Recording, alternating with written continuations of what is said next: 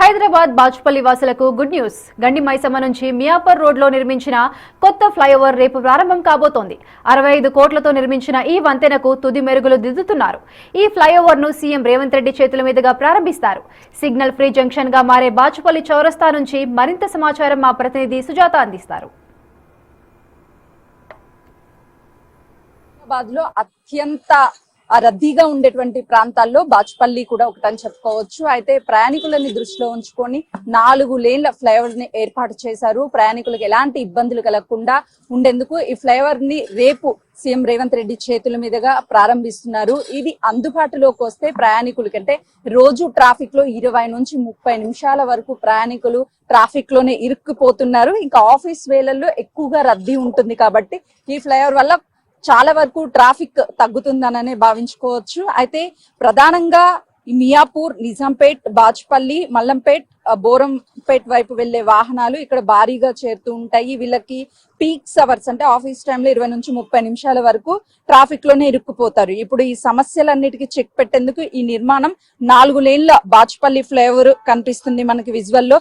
ఒకసారి మనం చూస్తే ఇటుగా నిజాంపేట వెళ్ళొచ్చు, మరొక 2 లేన్లు ఏర్పాటు చేశారు. ఇటువైపు వెళ్ళేటువంటి ప్రాంతంలో వాహనాలు అంటే ఇంటికి వెళ్ళేటువంటి సమయంలో, గండి మైసమ్మ వెళ్ళేటువంటి సమయంలో ఇక్కడ ట్రాఫిక్ ఎక్కువగా ఆగిపోతుంది కాబట్టి ఇక్కడ 2 లేన్లు, మరోవైపు 2 లేన్లని ఏర్పాటు చేశారు.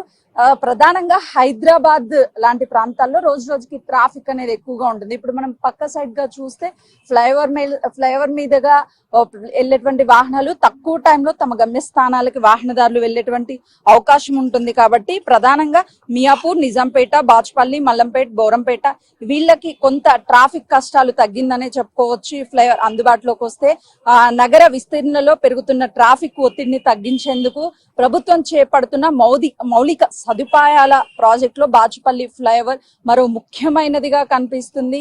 ఈ ఫ్లైఓవర్ అందుబాటులోకి వచ్చిన తర్వాత చాలా వరకు ట్రాఫిక్ కష్టాలన్నీ కూడా అటు వాహనదారులకి పూర్తిగా చెక్ పడుతుందనే చెప్పుకోవచ్చు. అయితే ఈ ఫ్లైఓవర్ ప్రారంభం తర్వాత మియాపూర్ నుంచి మల్లంపేట, బోరంపేట వైపు వెళ్లే వాహనాలు సిగ్నల్ వద్ద ఆగాల్సినటువంటి అవసరం ఏమీ లేకుండా నేరుగా ప్రయాణించవచ్చు.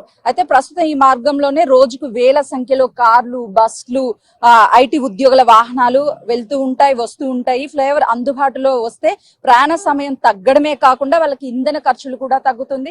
ఎక్కడైనా సరే సిగ్నల్స్ దగ్గర ఒక్కసారి వెహికల్ ఆగిందంటే కనీసం 20 నుంచి 30 నిమిషాల పాటు ట్రాఫిక్ లో ఇరుక్కుపోవాల్సినటువంటి పరిస్థితి వస్తుంది. కానీ ఇప్పుడు మాత్రము ఈ ఫ్లైఓవర్ అందుబాటులోకి వస్తే ప్రయాణికులు తమ గమ్యస్థానాలకి త్వరితగతిన చేరుకోవచ్చు, ఇంధన ఖర్చులు తగ్గుతాయి. అంటే వాళ్ళ ఆదాయము సేవ్ అవుతుంది, ఎనర్జీ కూడా సేవ్ అవుతుందనే చెప్పుకోవచ్చు.